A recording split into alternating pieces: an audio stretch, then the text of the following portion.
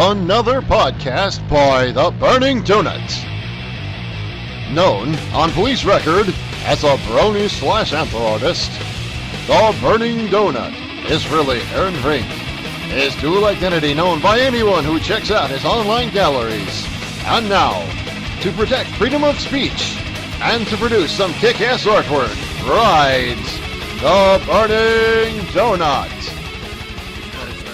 Well, Louis, why don't you explain why we're here and what we're doing? All right, hello everybody. This is the Donutcast. I'm your co-host Louis. I'm the main host this time. I'm your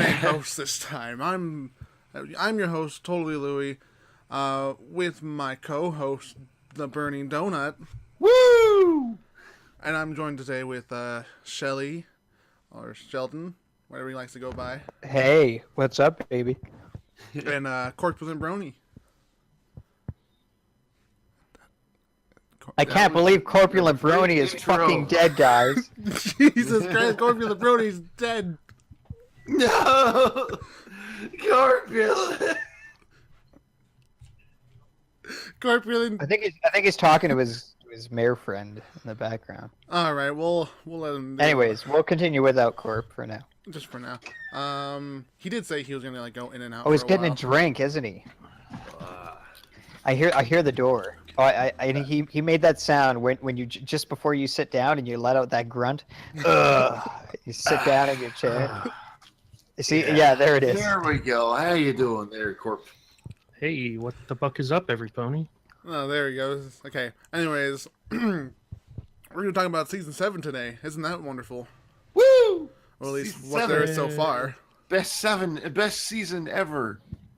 I think Well, it that's is. saying a lot. Yeah, no, I was being sarcastic. Oh, it's fucking trash. I think season 7 has some of the best episodes. It's better than season 6. It is better than season 6. I'll agree with that. Is it? I don't know. I thought season 6 was okay. I mean, Oh, what? No, really? I have to go back and watch it. Season again. 6. What episodes were there? I don't remember. Yeah, I know, exactly. right? That's my point, man. I don't remember That's my hating point. it. But Yeah, it's I like, don't remember hating it. I don't remember like being like, oh my god, this is a fucking horrible episode. But then again, I also don't remember being all like, oh my god, this is a great episode. Season 6 had it had the Christmas Carol episode. I didn't Oh watch yeah, that. yeah. Oh, okay. I like that one. Yeah, that was a good one. And it had the kart racing episode, which was shit. That Oh, was good. God. Okay. As a car person who likes My Little Pony and has been itching for some form of car referencing in My Little Pony, that was not the way to do it. It was I'll just, just say that. there were a lot of problems with I that remember episode. why I don't remember season 6 is I only watched five episodes of season 6. See, this is the argument, right? of the 5 episodes you watched, none of them were interesting enough to make you want to go finish the rest of season 6. I think it was during the time where I'm like, My Little Pony, it's a something now.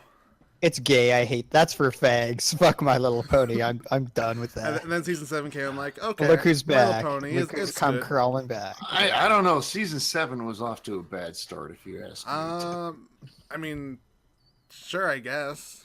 I thought it was like I thought it was coming off like I like the season 6's finale. I thought the finale was really good. But before the finale, like if I were to compare the totality of season 6 minus the finale, obviously, like I'm being redundant, and the first 2 opening episodes of season 7, like I felt like generally speaking they were better, but they were still like just kind of whatever.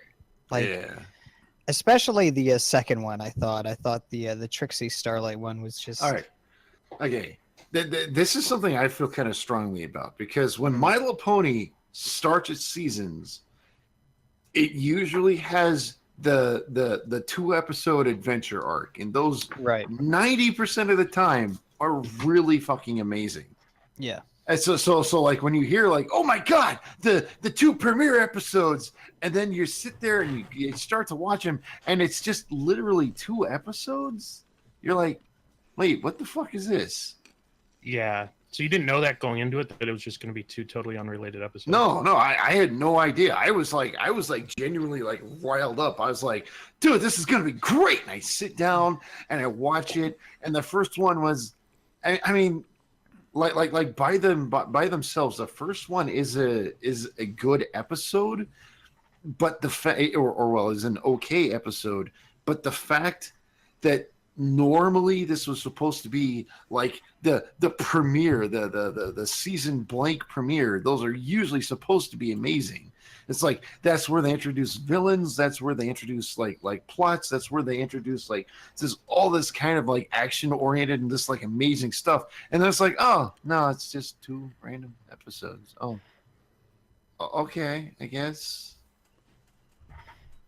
Yeah, I don't know. Like, I don't really mind that because, like, I never liked the show because of the premieres or the finales, really. So, like, I was just kind of whatever on that. But what I don't like is that they were just not that great.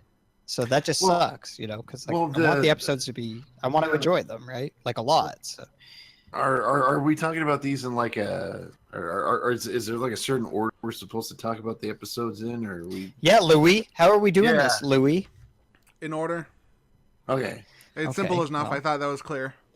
Okay. Okay. Well, the first one, I was like very about. It was like, okay, I don't understand this whole thing where basically just like Twilight has to like make up some shit for Starlight to do, like out of the fucking blue, is all like, oh okay, and it's all just because Discord was being a douchebag, and it's all like what the...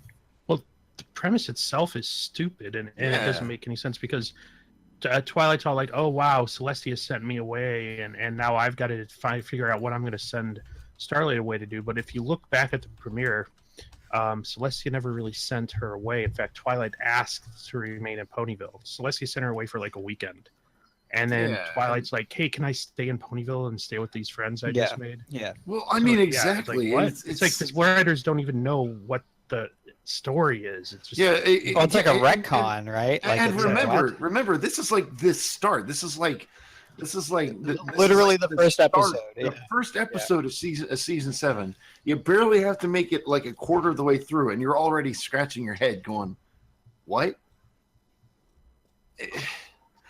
And like no one like can specifically say whether Celestia sent Twilight away because it was relating to Nightmare Moon's return, or whether it was because like there's no specific thing saying one way or the other, but this just kind of like doesn't even address it. It's like it's just like, oh well, I had to struggle because I felt that you were the thing and stuff, and can we like address that scene where Celestia is laughing and how creepy it was? That was the best scene ever. I don't know what you're talking about.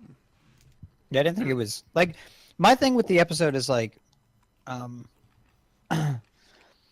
like the dialogue and the like interpersonal interaction between the characters, especially Celestia and Twilight. Like, I thought for the most part it was pretty entertaining. Oh yeah. And it does serve to flesh out, you know, Celestia as a character insofar as she's revealing, you know, her ability to empathize with Twilight's current conundrum, which is, you know, what do I do with Starlight? I'm not sure I'm doing the right thing here. I'm really worried about it. You know, to have her kind of reveal that she went through the same thing. I mean, obviously that adds dimension to her character. That was previously. But did she really go through that kind of a struggle with the whole thing? I mean, it's like. Well, I mean, she claims she does. I don't. Yeah, I don't know. If, you know, I don't know. like... Okay, I don't know if you guys have watched Ruby very much, but like. No, I've never seen an episode of Ruby. Okay, well. Which is depressing because I want to watch it insofar as it could be good, and if I don't think it's good, I'll be in on the meme. So it's just beneficial either way. Well, the thing is, like for season, I think for season 4 of Ruby, like I think Basically, they're both going through a very similar thing right now, where the writers all want to do all this like really great world building, but the people who started and created the world are no longer involved in the project. Yes. Yeah, yes. yeah. So it's like you end up with all this stuff that is really great until you start thinking about it. Yeah, didn't like Larson said something about how he was like all of a sudden everyone wanted to work on the show because it was popular. Yeah. And so you got all this new blood coming in, and everyone who was working on it's getting all these other job offers because they did such a good job and they're leaving. And you're left with all these new writers who don't really care about the show like they don't have the same love for it. I think that. And it's not only that, but they're not talking to each other either. They're all just kind of, oh, well, I'm going to make an episode where this happens, and someone else is like making an episode where, oh, I'm going to make an episode where that happens, and right. Like on the Equestria Now podcast thing, I was like, you know what? I really believe that they don't have the same type of like when all the writers get together in like a room and talk about the season to come. They used to do that, and I feel like they're not doing that writers anymore. And of course, there was everyone. Owen and Sheldon told me, or at least Owen told me, I was dumb to say that, but I get the feeling that's what's happening because they're not. There's the. You know what's funny about that? I tweeted at Lewis and Sonko, and I said, "Hey, like, quick question: do you guys still do Writer Summit?" No response. They didn't fucking respond back to me, which I thought was odd because their Twitter isn't that crazy active. Do they even participate with fan discussions and stuff? They participate on Twitter, especially when new episodes air. So I know that they've seen it, or the likelihood that they've seen it is quite high. So I don't know why I haven't gotten a response. But, like, they don't go to conventions or anything that I know of. No, no, not that I've heard of. Like, that's another thing. It's like these writers don't seem in touch with the fandom either. It's not only the writers too, like it's directors too who are different. It's storyboarders. Like everyone's like different, man. Like I'm totally sure that like right now the PR group for My Little Pony is like so nuts because it's like first they have to address the fandom and like make little nods to the fandom in the show, and then they have to keep the show appropriate for the intended audience, and then they have to.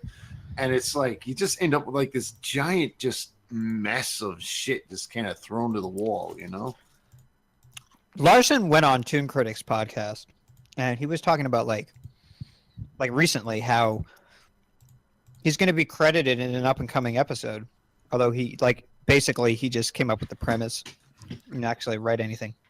But he was also talking about how like while he was there during season 5. How everything became so unfocused and so all over the place, partly because, like Court mentioned, all these new people who wanted to be on board, and also because the people who were originally in charge of, the direction of the show are now different by virtue of them being different people. Obviously, they have different ideas, not only in terms of like the direction they should take the show in and what they should talk about in the show, but also how to create the show.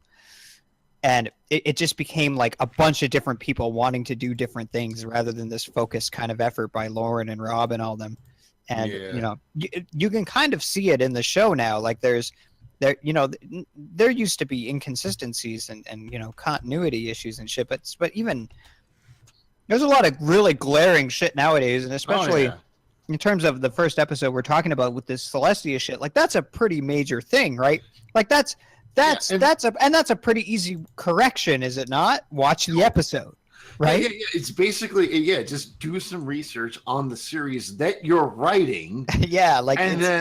Is it really that hard? You're like, oh man, I totally want to work on this show, but I'm not going to pay attention to what's going on before I start writing on it. I mean, well, what's even crazier about it, Donut, is that the people who wrote it are the season 7 story editors. Yes. Right? So it's like, what the fuck? So expect more of it. I mean, they're better than Haber, but they wrote The Perfect Pair, which we'll get to, and I fucking loved that episode. That was awesome. I was like, there were. Speaking of inconsistencies, that episode did have some pretty blurry ones, but I'll get to that when we get there.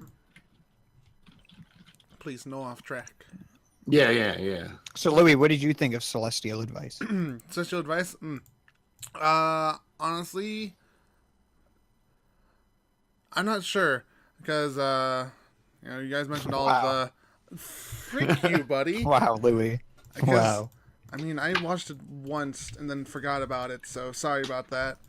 In other words, Louis' opinion is it's not memorable at all. I hate it. 0 out of 10. I mean, that's not inaccurate. I mean, literally, the only reason I watched it a second time was for this podcast. So it's like it was entertaining. I mean, for me, it entertained me. I liked seeing like Celestia and Twilight's interaction. I always think that's an. It was cool, but it was just like, you know. And the whole fantasies, Twilight's like crazy fantasies of what could go wrong. Oh yeah.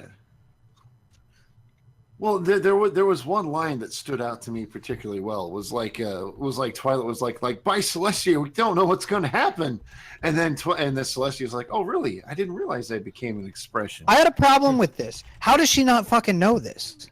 Like, I think she was being sarcastic. Was she? Oh, well, I don't know. It seemed like it was played so straight. I was like, oh, really? Like, my impression is that she usually does that, like when people do that around her, because she is a figure that has become so popular where people kind of get used to using this person as an expression, and then all of a sudden they're like, oh shit, she's like sitting right here. Oops. You know, I'm pretty sure my theory anyway is that she pulls that out like a lot. Well, I like that interpretation because it just seems so retarded to me that she would say that in any sincerity. Like, it just doesn't. It literally makes no sense. You know, like it's just crazy. How could you not know that you've been like ever since season 1 and 2? They've done the Celestia expression thing, and Celestia is clearly seen like interacting in Ponyville a lot. So it's like, come on, like you've never come across this? Nah. It's like, bye Celestia. Oh, okay. She's also a bit of a troll. I could totally see it. Like, I wasn't aware I was an expression. Yeah, sure. And then just like totally call people out every time she hears that. Like, I'm just an expression now, huh? Like, oh fuck. But I also want to say about this episode, like logically speaking, though, aside from this weird shit about Celestia's motivations and this weird retcon, like it's really Twilight's motivations, not Celestia's. Well, Celestia claiming why she sent Twilight to Ponyville, that's not Celestia's claim. Yeah, you're right. I forgot all about that. That was horrible. Yeah, that's what I'm talking about. Yeah. So, oh man. So, like, other than that, it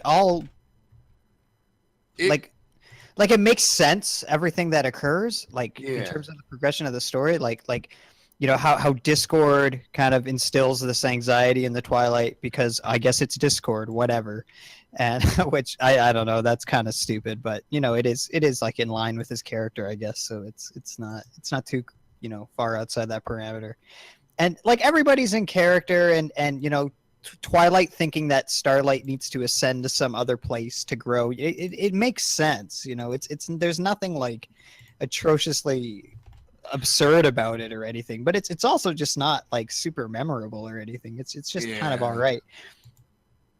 So, you know, whatever. It gets a 0 out of 10. I hate it.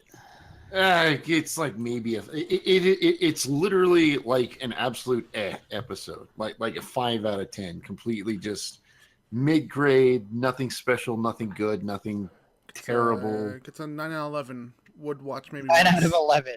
Yeah, 9 out of 11. I'd watch it again if only was okay. Would watch again with friends. There's a lot of Twilight in it, so you know. Well, you know, you are biased. Oh yeah. Hey, no, this is no bias, man. Get your bias. No bias podcast. Does that mean we all just say nothing because we can't avoid being biased, so we just don't speak?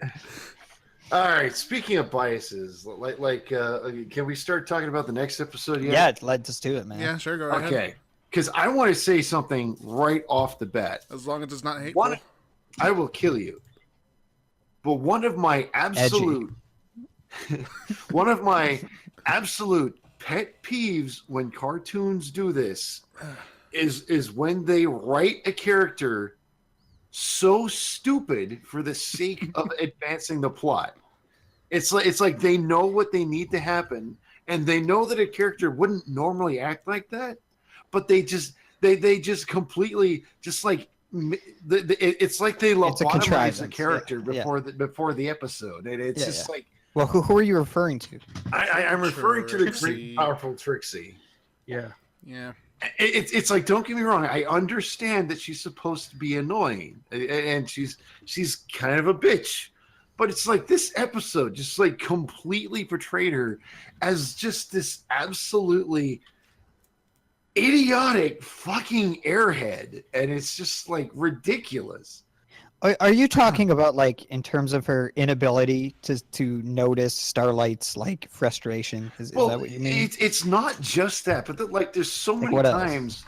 There's so many times where like they will like animate the scenes where Starlight is getting mad, and then like they'll just like have Trixie sitting there smiling. And it's like the animators weren't told what they were supposed to do with Trixie, so they just kind of like let's just draw her sitting there looking stupid, and it's just it's like they completely threw out any intelligence this character had, any liking of the character of that this character had for Starlight, and then just fucking made her an absolute fucking dumbass. And it's just like, I mean, it seems to me like it's kind of in line with Trixie's arrogance to some degree. Well, a little bit. Like maybe I agree that it's a little bit too like on the nose about it. It's too blatant about like you'd think there'd be a little bit more nuance in those interactions, but you know, like I don't know. Well, I don't know. It just seems so dumb. Like cartoons do this a lot. Like there's like several episodes of like Chippendale Rescue Rangers where they have characters just act extra stupid just to advance the plot along. It's like My Little Pony is not exactly like it is not exactly completely immune to this, and it's just yeah. There's so many times where it's just like. It's like, is Trixie really supposed to be that fucking stupid? It's also difficult too because like there hasn't been a lot of Trixie, right? Prior to this, like there's been some Trixie, and you could garner some sort of vague estimation of her like the way she would interact with a character like this, or like her kind of general attitude and intelligence, but like. There hasn't been a lot, right? So then it comes down to like, well, maybe that is the case. Maybe she just maybe the way she's been portrayed leaves itself to be so vague that they could fill this in and say this is her characterization, right? Like, so then the criticism becomes, well, I just don't like that characterization, rather than they've made her really stupid, because I don't know if maybe she is that stupid, right? Well, like I said, it's. Just like basically the animators were not told what to do with her in those scenes.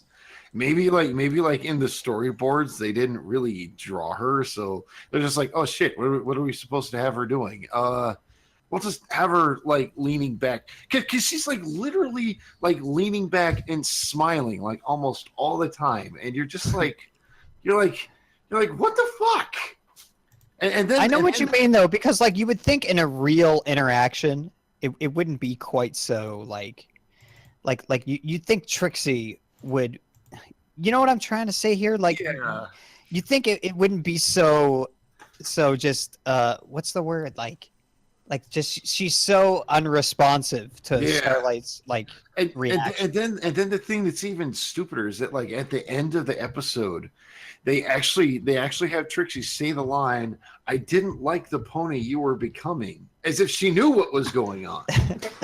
So she knew what was going on. It's like, but she just chose to put on this fucking fake facade of not giving a shit for no apparent reason. Exactly. It makes no. I don't know. That is odd. I kind of want to go back and watch it now to really think about that. Is that better or worse? I didn't even pick that up. Like, That's kind of interesting. It's like they all see. I kind of have a theory in my head that like the writers came in with what they wanted to do with the episode, but then like the PR groups were like, but we need to dumb it down and simple it up for the kids, and so maybe they just like oversimplified the reactions. And Well, no, I don't think that's it. I think what it probably is it's humor. So the idea is that it's kind of funny that Starlight is getting frustrated and Trixie doesn't give a shit, right? Like there's a humorous element to it. So a good way to convey that humor is to have Trixie, like the animators, just make her not give a shit, right? So it's mildly entertaining, but then that kind of doesn't lend itself to the verisimilitude of the interaction. But like that's the give and take of animation. So it's like, well, what do you want to sacrifice, right? And the sad thing is the episode actually started with a fairly strong, with the interactions that were where like Trixie was like trying to like work on her magic, but like was really shitty at it. And then when she finally gets a spell, she like grabs Starlight and she's like, "Yay, Trixie, you have beautiful hair, yay!" You know what? Yeah, that cold open is pretty great. I actually really do like it with the cupcake thing, right? Or like teacup, the teacup thing. Yeah, that's pretty cute. Like, teacup. You know what I didn't like, man, is how they portrayed this anger thing and bottling up anger. Yeah. Like so Literally, not abstractly, like literal. It's like she's literally just taking her anger and putting it in a bottle, and it's like, I think that means something. Well, what's odd about it, I thought, is like bit on the nose. So when she's angry, it's on the nose, but when she's angry, there's like this red magic or whatever coming out of her, or like the frustration. Well, when other unicorns get angry, I've never seen this before. Why does it happen to Starlight exactly? Like what is the physical manifestation of this? What is this exactly? Why is it happening to her particularly? Why does it look this way? No fucking way. I can't even buy that. And when I first saw it, I'm like, is this thing diegetic or not? But then she walks into the kitchen and Spike's like, what's that shit coming out of your horn? I'm like, it's like, what? What? Apparently everyone else can see. And again, Trixie does not see this. Yeah. It's like right. Fucking stupid. That somehow she's just the only one who doesn't see this. It's like Starlight can choose when it manifests or not, or something weird. Like it's bizarre. It's fucking weird. And then she has to bottle it up. Why? Okay. What are the mechanics of this process? It's just so not explained and ridiculous and absurd compared to what we've seen previously that I can't even fathom it. What is this? Why? All right. Like the best explanation, I have thought long and hard about this, trying to figure out any like explanation that makes sense about this. Let's hear it. The best explanation that I can come up with is that she was so used to the concept of just taking, when she was angry, like she would like act out in an evil fashion. And now that she doesn't have that outlet for her anger anymore, it now manifests in a different way. And even that is still such a weird. Well, like, okay, even if that's the explanation, surely in the entirety of what we've seen of the world of My Little Pony, if there was another unicorn character who was doing a similar thing insofar as they have one outlet for their anger, and now they don't have that outlet, would that not occur to them as well? So would we not have seen it, at least the chances of seeing it at some other point, right? Like, in other words, I guess what I'm trying to say is it's hard to swallow that this is actually a thing occurring, because it's just well, not what am only I trying to say? But like the entire idea of this smoke coming out of the horn, it's like, was she really never mad before this? As far as, okay, so like Donut, like you said, when she's mad, she lets her magic come out. But since she's been reformed, was she really never mad to the point where she didn't do this magic? Instead, the smoke came out of her horn. I mean, why would it take so long to manifest? I know. So see, that's the thing. This entire episode, and this was the premiere episode. This was episode 2 of the premiere, and you're already sitting there going like, I have no idea. What? I mean, wouldn't this have been a more effective conveyance wouldn't this have been more relatable and effective insofar as conveying the conflict and empathizing with Starlight if this wasn't so blatantly physical and on the nose? If this was more similar to how actual anger manifests and works, like, wouldn't you want to do that to get the audience to be more on board with this? Like, I just don't see the novel aspect of it being more valuable than that. Like, I don't get it. I can completely understand that Trixie would get on Starlight's nerves. That is not that hard. But that's fine. Yeah, I don't think anyone's. But it's just the way that they portrayed it made so little sense. It's just weird. It's so bizarre. Weird. Yeah, it's strange. And it was just like, what the fuck, guys? This also had the B plot with the Mean Six. Oh yeah, that was that thing that we all forgot. And that was my favorite part of the episode. Yeah. The song was awesome. We hate each other. We can get this in like 10 minutes. I was hoping for like maybe something bad would happen, but nah, I'm glad nothing bad happened to them. And then the song, though. I mean, the song was that was good. Oh, it's a great song. I really like the song. I like how the song. Okay. The song is also like they sing the song and then the show points out. And then the absurdity of singing the song, right? Yeah, like it's fucking hilarious. Trixie even mentions it when they get on the train. She's like, "Oh, they're probably going to sing a song." Yeah, they foreshadow it. Yeah. So it's clever. It's like funny. literally, if you hadn't done the song, everything would have worked out. But you guys are idiots, so have fun with that. It's a genuine kind of poking fun at themselves, right? Because in the show prior, they just break out into song, and it's like it's just a normal thing, right? Hey, and then some people have to, some people say that, well, the songs are not actually, actually occurring, like like it's just a representation of whatever. And some other people would say, well, no, the songs actually occur, but that's just the norm. And apparently it's the norm. Apparently that's exactly. That's exactly what happens. And as it also turns out, that's not always a good thing. That can really fuck you over. Right? That can really ruin your day. But the song itself was real. It reminded me a lot of like earlier seasons. Yeah, it's really cute. I didn't like the fact that they like repeated a lot of the animation in the song, though. Dude, they did that in season 6. That's when they started doing that. In the Spice Up Your Life song, they did that, and I was like, I pointed that out. I went, fuck off! Like, really? Are we really starting to do this? But I actually didn't mind it in All Bottled Up because I liked the segments that they repeated. Like, I just liked how they looked visually. It was okay. So I was like, all right. I mean, it was like, oh, look, they're all walking separate directions. Okay. Fuck you, Donut. You're no fun. You're no fun. Yeah, well, your PMV. face. It's a PMV. It's a PMV. Yeah, there you go. What do they do in? What's really annoying in PMVs? I know this is like totally off topic, but they do the typography shit way too fucking much. There's way too much typography in PMVs.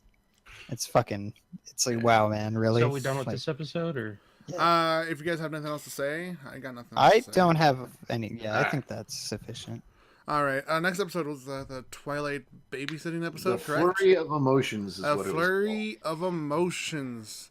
This all right. episode gave me a flurry of emotions. I actually remember like having discussions with lots of friends who were saying like, "Oh, wouldn't it be cool if episode where like Spike and Discord were watching the baby?" And it was like this is like it could have been that episode, but they cheaped out and just kind of I don't think that would ever. I thought it was really good though. I quite like this one. Okay. Remember how I said that like Trixie was acting super out of character in the last episode, and it was really stupid. This episode, at least for my perception, like it is kind of like a character acting out of character in a way that makes sense ish. Who are you referring to? Twilight? Yeah. How? Well, there was like so many times. Okay, because remember, Spike was having to point out on continual occasions that they had a schedule to follow, and Twilight was continually having to be pointed out that things were organized certain ways. And these are all things that, under normal circumstances, Twilight is absolute OCD about. And then all of a sudden she's all like, oh, well, she forgets about that. And like the reasoning is, well, is doesn't she only forget about it because of the baby? Yeah, exactly. That's what I'm saying. Surely that's reasonable, though, right? Yeah, I mean, exactly. yeah. Well, That's not out of character, though, right? Like that's in character then. Well, no, it's out of character in such a way that it's done right, though. Because like anyone, I kind of get what you're saying. That's weird how you interpret character, though, because to me, character is like, I would only say somebody is out of character is if what the show presented me, I could not see a reason why the character would be doing what they were doing. Yeah. Right. So. Well, I understand admit what you're saying, though. What you're saying is that, like, under your typical Twilight circumstance, like you said, she wouldn't do this, but she doesn't here, but it's okay because there's this explanation. And you're like, well, okay, I get what you're saying. It's semantics, I think. She's an aunt with her niece. Yeah, exactly. So. Well, it's like that episode. Oh God, what was it? The one where Applejack was like super obsessed about protecting Apple Bloom. Oh yeah. Like everyone's like, oh dude, Applejack is so out of character this episode. It's like, yeah, but she's out of character because of external influences. So it makes sense, at least to me. So I mean, this is kind of like out of character in like a way that would actually happen, or right. Yeah. I have a bias against this episode. I hate babies. Well, don't get me wrong, Same. everybody does, but especially Flurry Heart. Oh my God. I don't know. I don't like Flurry Heart for some reason. Me neither. I hate McFlurry. everybody They should have left Heart. her out in the snow. God, when they saw she was deformed like that, they should have been like, yeah. Like the way they do her, like, makes absolutely no sense. It's like she has these like just like ginormous eyes for like no reason. What's the extreme wingspan though? yeah, Get that too. Yeah, exactly. and then okay, this episode also pointed out a really weird consistency to me. Okay. Do you remember the scene where like they went to the cakes and they're like, oh yeah, we can just have Flurry Heart play with the Cake Twins and it'll be cool. And then they're exactly the same appearance. Yeah. Like literally babimies They haven't that aged were a day. just born compared to we talked born. about this on the podcast. Yeah, that was It's strange. like, does that like make no? Does that just seem weird to like? I mean, then again, like, yeah, it is odd, and I think it's more apparent with the babies because you would think that babies grow quicker than adults age, insofar as like, they do. me as a 20-year-old, the difference between how I look when I'm 25 and 30 is not as dramatic as a baby looks from a month or 5 months to 2 years, right? Like the difference, or even between 1 month and 3 months, there's a huge 3 months. Sure, yeah. You could shorten the gap. Sure, yeah. Well, I even remember like my sister came over to visit. Like me and my brother were staying together, and my sister came over to visit. And the last time I had seen my niece, she was like 9 years old. Well, and now she was 12. And she looks exactly like her mother. Like she looked exactly like my sister. Like height and just everything. It was like there was like a point where like one of them walked around the corner, and I couldn't tell them apart for a second.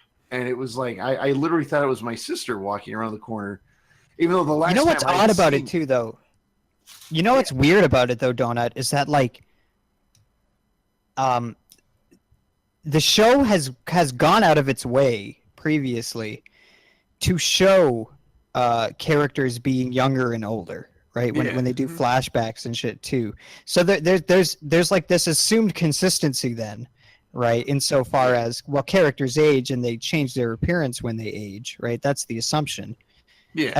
And then, but with the Cake twins, you have this like perpetual Ash Ketchum syndrome, Ugh. where they're always babies. They will forever be babies. They don't Maybe they're like retarded. They have some sort of a gene that's retarding their growth. Maybe the Cakes are like irrationally scared of their children growing up, so they perpetually keep them young. So they like force Aren't- hormones in them or Aren't something. both Cakes like Earth Yeah. ponies and like they gave birth to like a Pegasus and a freaking unicorn? Maybe that's something to do with it.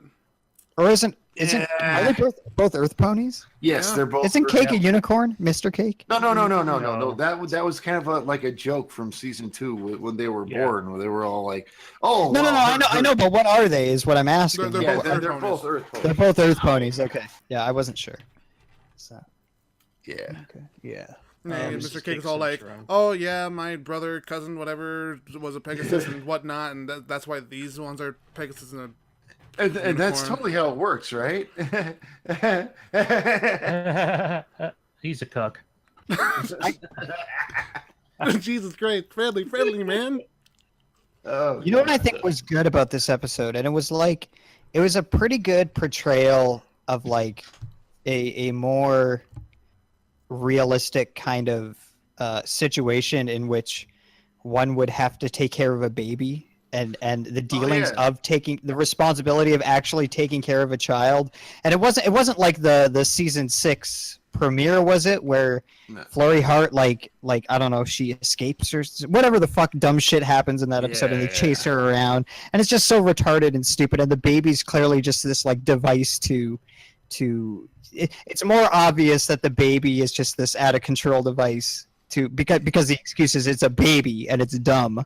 So Yeah. it's something that could go wrong very easily. There's been many times where like friends or siblings or something have been like, "Oh, hey, can you watch our kids for a little while?" And I have to Absolutely. admit, this is probably a pretty accurate representation of what happens, because you're like, "Oh, okay, I can watch your kids for you. This shouldn't be hard at all." But 10 I can minutes later, handle you this wanna kill burden, yourself. right? And then you realize Yeah. it's actually a lot of work. And also, at the end, I really liked I liked how Twilight slowly, I think I'm remembering this correctly, where she puts less focus on the baby and pays less attention to it to get the shit done. Yeah. And then that obviously causes a problem.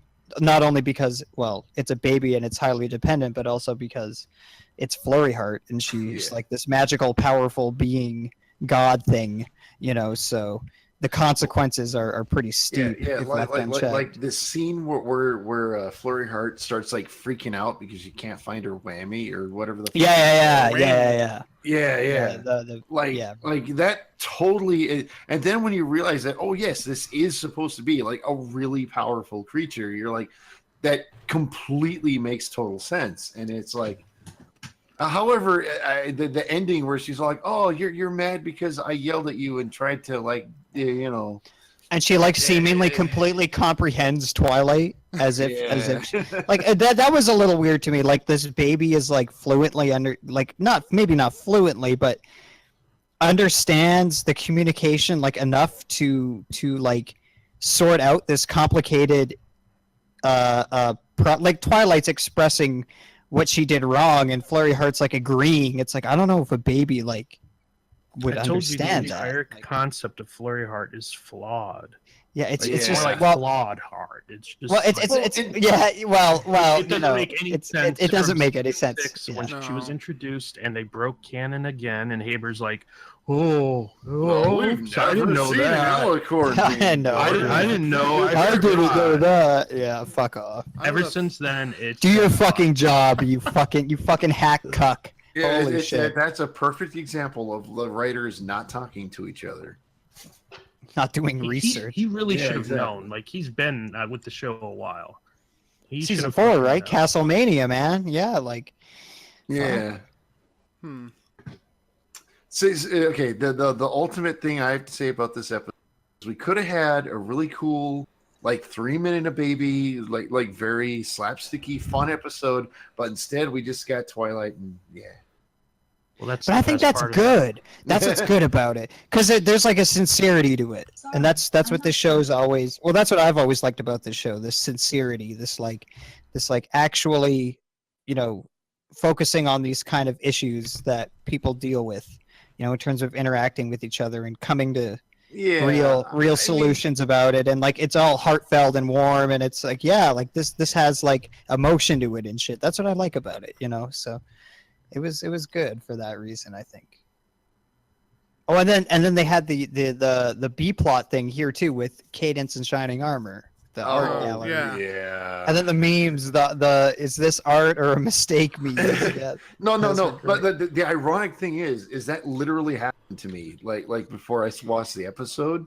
Oh yeah. Where like a buddy of mine is like really into photography, and like his photography was being shown at this gallery. Oh god. There's a chair against the wall, and I was like, wouldn't it be hilarious if that chair was like one of the displays, and like I'm just too dumb to notice it. And then we like get closer to it, and we see the little tag that says that it's one of the art pieces, and it's like, right. Fucking hell. Anything can be art. All of it is art. That I took, that is art. That is a metaphor for This all the fidget stuff spinner right I've here is art. encountered in my life. And how I'm going to flush it away and cleanse myself. That's I can make anything art.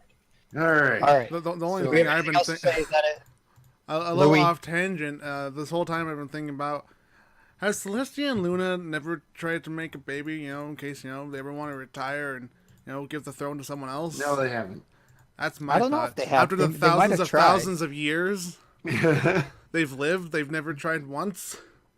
They might have tried. They might have tried having sex without the purpose of having a baby, because. I mean, most bronies would hope that's the case. Yeah, well, a lot of but- people's But- fantasies are based on that. You think that they're women though, and that there's some sort of evolutionary proclivity for them to want to have children. So it is kind of odd.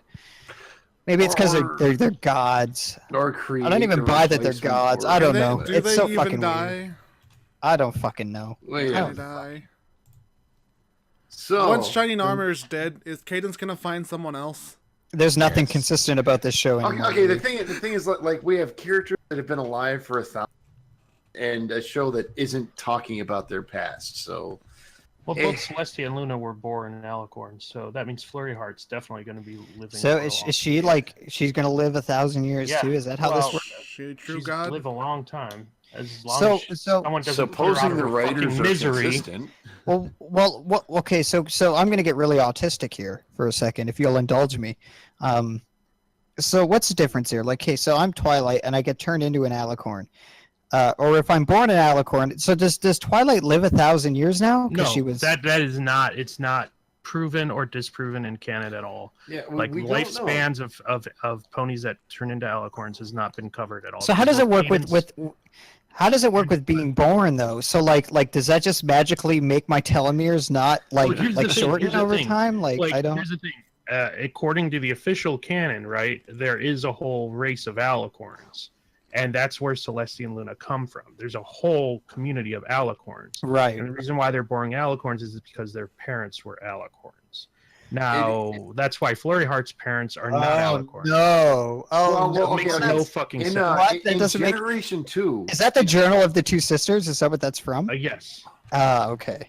Well, Right. also there was an Alicorn in Generation 2, but it was like this weird thing that just kind of like He made was it. this weird deformed retard. Well, no.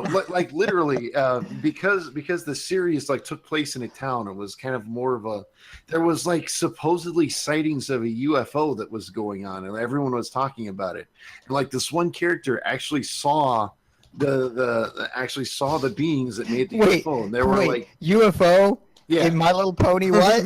This was Generation 2, so you know. Oh, when they were in the human world, like were they in the? No. No. It was- When they did. Wait, human what? stuff. So there's UFOs in Alright, a alright. yeah, with- No. What? No. They no. walked on two legs. Yes. No. What? It was Did they? okay. I think we're getting. So it was a furry anthro show? Is Let what you're telling Donut me? talk. Yes. Let Donut Yes, it was. talk. Okay, Alright, Donut, look, go ahead. look, Go ahead. Okay. This show was basically, you know, the way the Generation 4 takes place in a town. This place was supposed to be like My Little Ponies in like an 80s like sitcom show. All right. That sounds fucking retarded.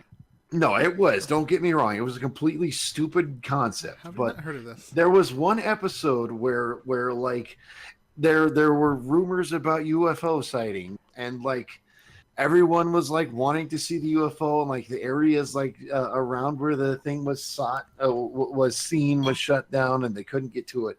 But there's this one point where one of the characters gets up, and they meet this glowing light, and it turns out to be like three celestial beings, and one of them, at least one of them, was an alicorn. And it was like it was just such a weird thing to see in like an early version of My Little Pony. It's just like, oh, hey, look, it's the first appearance of an alicorn. It seems like the setting clashes with Hey, like don't the get me characters wrong. and shit. Like This is in no way a defense of Generation 2. no, I'm not saying that. I'm just saying like, okay, so you have this concept of like I would imagine that world in the way it's portrayed is way more like our world than Generation 4's world is, right? Insofar as like they go to the fucking diner. And then there's a they ride a school jukebox bus and shit. They ride Right, a school yeah, bus, yeah. They go to the diner. Yeah. And I even remember Like, there was, oh, like, that's one so episode like what? owned a van or something, and like they watched TV, and it was like, no. It was a pretty dumb stuff. That raises questions like, okay, so if they have school buses, diners, and I shit. don't mean to be rude. but we're- okay, anyways, we're let's kind of- yeah. little Okay. off topic. Maybe you should move on to the next episode. All right, next episode. Rock Solid Friendship. I think one of the best episodes of Oh, season it was 3. awesome. I Yes, really this was like one of the first episodes I actually watched and liked. Honestly, I love Yeah. it because Yeah, it's one of the that's kinda- episodes wow. where Pinkie Pie is found as annoying, and I love when that happens. Well, remember how I was saying how like the last episode, Twilight was acting out of character, and it kind of makes sense because she had an external influence. You use out of character too much. No. Hang on. This episode, Pinkie Pie was acting really annoying, but it made sense why she was doing it. She was like, God damn it! Just say it was in character. Jesus. Holy shit. well, it was out of character, but it was out of character because of an outside influence. And it makes sense because of the outside influence. Wouldn't that be in character then? That'd be in Yeah, like- character. I Because don't it's relatable, and you understand why they would do that, because you yourself has probably done that to a similar. You know person why in your you life. like this episode, Donut? Why is that? Because the writers were writing for two characters whose backstories aren't like very fleshed out, or at least they weren't before most of these writers began writing for the series. So they're basically new characters. Well, not only that, but they did it well. Yeah. Well, yeah. Or in a way you like. If you look at a lot of these episodes, a lot of the complaints I've heard so far, not all of them, Yeah. but some of them, a good number of them, have to do with how the characters are different, or being written like so differently than the way they used to be, and they're not they're not going along with a lot of the established stuff that was established really early on, and so if you look at a lot of the episodes we looked at so far and ignore that and just look at them as if they just happened now with no backstory, they're not bad episodes. They're actually decent. Well, like I said, Ruby very much going through the same thing where it's like, well, they're doing all the world building, and it's not bad. It's just you can tell that it doesn't involve the people who actually created the world. If that makes any sense. Yeah, exactly. And that's why this episode, there's not much to really, you can't really fuck up Starlight Glimmer, who these writers have been writing for now for 2 seasons, and Maud, who's only had like a small number of episodes, most of them more recent. So, I mean, there you go. It's perfect for them. It seems like they tend to fuck up when they start dealing with characters who've been around for a long time. That's actually a pretty good point. Let's see here. Yeah, I mean, it's like, because Maud doesn't have like a very big, a very big history, so there isn't much they can fuck up. Yeah. Although you have to admit, there's a lot of clock writers out there who the fact that Maud and Pinkie sleep in the same bed are probably, Please stop. Friendly. Nah, fuck you. I can Well, confirm this there were a lot is of on the interesting PFC shipping. channel, so I mean. A lot of This won't be on there for long. there were a lot of interesting like little things between Maud and Pinky that were like, wow, you know, like the whole thing in the train where Pinky's pretty much showing her crotch to Maud, like, check out my crotch. Yeah. There's like so many. If you've ever seen the ponies out of context Tumblr, Oh yeah, yeah, Oh, I've yeah. seen that, yeah. where there was like so many frames in that episode that could have easily made it to that blog. Oh yeah. In fact, here I'm gonna put up on screen once I download it. I'm gonna put up an image I made of Oh dear. that episode. I put a little Brazzers logo there. You know what I'm I saying? think the whole Rock Academy thing that Maud was part of, I think that was funny. It was funny. It was also interesting the fact that they had at the graduation ceremony, they were like the only ones that were there. Yeah. Oh yeah, because no one gives a shit about rocks, so you know, it makes sense. They had that great joke in this episode too with Starlight and how she's into kites. Oh yeah. Yeah, that was beautiful though. That was actually really gives good. Starlight real depth, I thought. I Like, really okay, It like does. kites. It actually does. Yeah. Does she have a fetish for kites? Because usually when they portray Starlight, it's about her dumb past, or about like her you know whatever. Mostly her previous mistakes and shit, and then whatever the context is of the current episode. That's pretty much it. But to actually hear about her hobby, you know, it's like, oh well, it fleshes her out more. It's like, oh well, she's real and she actually has hobbies and shit, and she actually there's more to her life than just her trying to learn friendship lessons and her bitching about her terrible horrible past, you know. Now, I find it a little weird to like imagine her like in between trying to rule the town and be all like, oh, I think I'm gonna study kites today. Oh, okay. Well, she probably wouldn't be, because Yeah. she'd be ruling the town and pursuing a different goal. So fuck the kites. But now it's like, well, I since I can't do that because it's unethical and people will kill me if I don't, I guess I'll get into kites. I guess I like kites. Kites are Yeah, cool. I could see that. But like, also, there were just like a lot of like really neat interactions in this episode. Because Maud is such a straight like a straight man character. Like anytime the other characters like interact with her, because we're so used to everything being all like joke. All of a sudden, there's a straight man, and it's all like, it's all like, oh, that's the punchline. Makes it 2 times Okay. funnier. 5 times funnier. Exactly. Maud makes This everything episode, funnier. like, it's really dense with shit. Yeah. Like, okay, there's this kite thing, and then there's the joke about the staff or whatever with Maud had met Starlight previously, Yeah. right? And I don't remember the exact details of that. It was like, see, that where's was the like cave or some shit? Yeah. Yeah. Oh, it's over there. Well, yeah. see, that's like an example of the writers. You know how we're always saying that like the writers should be talking to each other, should be doing research, and should be. This is like an example of how that is a good thing. That's how they used to do it, man. Like Yeah. Larson was talking about, like you remember amending fences, like Yeah. the whole idea behind that is like, well, Lauren and whatever, whoever wrote that episode, the premiere, they hadn't envisioned that that would be a potential avenue to explore a story, but it had already been set up in such a way that it lent itself to a story, right? Yeah. And it's kind of similar in this regard, where it's like, okay, well, how did Maud meet Starlight? Oh, well, like, how did Starlight find the cave? Oh, well, maybe it was Maud, like it all, you could just play with it like that. And that's probably the most natural way to come up with shit like that, is to go back and find where the holes are and then fill them in. Yeah, exactly. Yeah. So. And it's like the writers aren't doing that right now. And it's pretty fucking annoying. Well, they did here, I guess. Yes, So. they did here, but like for the most part, they're not doing that. Like this is like a good example of like why they should be doing that, because it works. Didn't someone ask Haber about the show Bible, and he said, "What show Bible?" Really? No fucking way. I swear that was something I heard What? that someone had asked him, and he's like, there's a show Bible, and it's like that was one of Amy Keating Rogers' like things that she was most proud of was the show Bible she put together for the writers. Oh, jeez.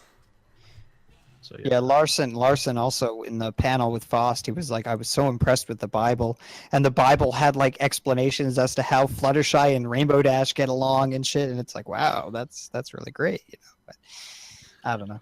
And now they're just kind of throwing it all out the window. What's a Bible? A show Bible is like. I was making a joke. Oh, sorry. Okay. Well, I am autistic. So here it is. It was an interview that Horse News did with Josh Haber in December 2015 at Nightmare Nights Dallas, or probably October is when they did the interview. It was published in December. But the question was, when you got on the show, that was for season 4. Lauren was already gone. Did you still get the show Bible or something new or something else to get you into the material? He said, nope, My Little Pony doesn't have a show Bible.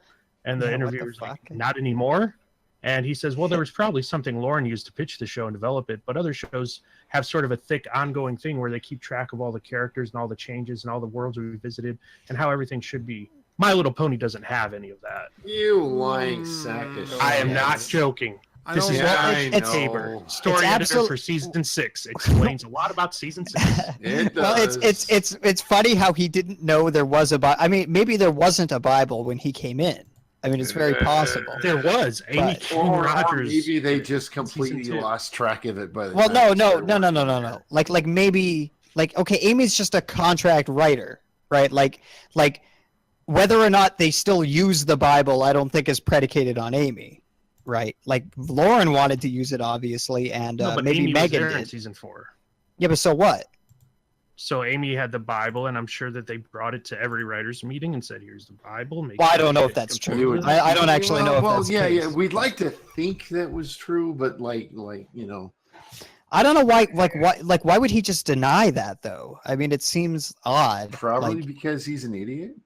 I mean, it's possible, but that's why even seems the like interviewers like not anymore because they're going in this knowing that there's a Bible because Keating Rogers used to talk about it constantly. Well, yeah, I'll grant you that. You'd think because Amy was around, he would have heard of the Bible, right? Yeah. At some point, surely it would have been brought up, even Well, in I mean, casual seriously, nobody conversation. works on an animated series without knowing something. At least it used to be that, like, when you started working on an animated series that had any essence of continuity, you had to know about the series Bible. But like, the Bible's just a great tool. Like, okay, Josh's explanation here is like, all right, you know, we're just expected to like watch all the episodes essentially, right? Because actually, he says the show Bible is the fan community with the wiki. What the MLP fuck? Wikia. What the fuck? He said, No. you fucking idiot. On MLP Wikia to research their scripts. That's well. I mean, it's pretty accurate, but I don't know. That explains the problem. a lot. The problem with that is there's so much to go through. How much are they really going to sit through, right, and read and consume? It's like the Bible's just a really good condensed tool to get you started, right? Like it gets you on the right track immediately. That's kind of the point. But anyways, the episode. Well, you know, it fleshes out more of Pinky's and Maud's relationship, obviously, which is always great because, you know, from the initial episode where Maud appeared, you know, I remember that scene where Pinky's on the train with Maud and they're like, you know, expressing, Pinky's like, you know, you're my sister and I love you and shit. And that, you know, that whole sincerity thing again, like that really shines through in this episode. And it's really nice. And it was smart to include Starlight Glimmer there. Like that was a really, really good move. And like even at the very beginning of the episode, Pinky is like screaming and hollering and being like, yay! And you see her like grabbing her other sisters and they just kind of roll their eyes and everything like that. It's like, right. Yeah, we're just used to dealing with this. Right. Pinky. And like Starlight, they're a great pair to put together because they're both kind of misunderstood. Yeah. In some way, right? And they're both kind of outcast in a weird way. I guess more Starlight Glimmer perceives herself more as misunderstood and an outcast than she maybe actually is. But other people's perception of Maud is probably more, you know, valid. She's very strange. She's like literally autistic, you know. So she's a fucking Aspie. So she's, you know, socially not quite there. Which I hate to say it, but I mean, you're kind of right. She is like Oh, she's totally an Aspie. cartoony representation of a person who, is like totally Oh, into yeah. this one thing that just Yeah, makes them look dude. Yeah. completely weird to everybody else because they're into that one thing, and it's like, Right. yeah, And the whole idea of like Pinky trying to convince Maud that Ponyville is a great place to live in is totally a thing Pinky would do because she wants to be with her sister. And like the avenue by which Maud actually finds a reason to stay in Ponyville is her connection with Glimmer because of their similar, circumstance in some sense, is awesome. And how, what the fuck else happens? Well, how does this conclude? There's like remember. a line that I think was pretty cool, where I think it was like right near the end where Pinkie Pie was trying to get him to go to this like lunch breakfast thingy, and she like there was the joke that Pinkie was talking about it was something like a jalapeno cherry velvet pancake or something like that. Uh-huh. And like honestly, Twilight is just like, not Twilight, but Starlight was just like, I'm not gonna lie, fucking jalapeno red velvet pancakes sound gross, and she just like lays back down. It's like that is completely something that like I could see somebody doing, interacting with someone like that. Wait, Yeah, Twilight? exactly. Yeah, did Twilight say that? No, Starlight. I See, I could see. Yeah. And then like there's a scene where like Starlight like knocks the bells. Pinkie Pie gives Starlight and Maud bells so that she can track them. And like there's a point where like Starlight accidentally like breaks the rope, and she's like, "Oops." I was like, is like there's so many things about that episode that actually work really good. Yeah, it's like it's so dense with shit, and everything that occurs in that density is like at least humorous or interesting in some way. It's not just this boring or uninteresting bullshit. Like it's cool or it's funny or it's entertaining, and it's like, yeah, it's great. The whole thing's just, and then like there's some lore too with the grotto or whatever. Yeah, the underground fucking well, place. Maud goes to live there and shit, and it's like, oh, that's cool. There's like this hidden oasis down there, and it's like, oh, I never knew that was there. And, do you watch the like the totally legit recaps that this one guy does? Oh, DWK, Yeah. Well, it was interesting because like he made a joke about like Maud was like going to attempt suicide because she couldn't connect with anyone, and that's what the whole thing was about her being eaten by the eel. And it's like, I could almost see that. I definitely can't see that. No way. Almost. But you forget Maud's like a fucking Super Saiyan. So like, yeah. if she felt threatened, she would have just like Kamehameha that bitch, Well, it's true, and then the scene at the ends where it's all like Pinky is like trying to like yell and scream, and like it's supposed to be like this terrifying experience, but Maud's still sitting there being like, totally calm, collected. Let's go this way, Pinky. Yeah. Okay. It's cool. It's great characterization. It's just interesting. Yeah. It's cool. Yeah. Good episode. It gets a 9 out of 11. I loved it. It was fucking trash. I hated it. Jokes. Give me like a 9 out of. You're a joke. Like a 9 out of 14. I've been calling episodes 9 out of 11 on Equestria Now for the last year. Fuck Well, you. I don't watch Equestria Now. Well, maybe you should have known. You fucking accusing me of stealing. You cunt.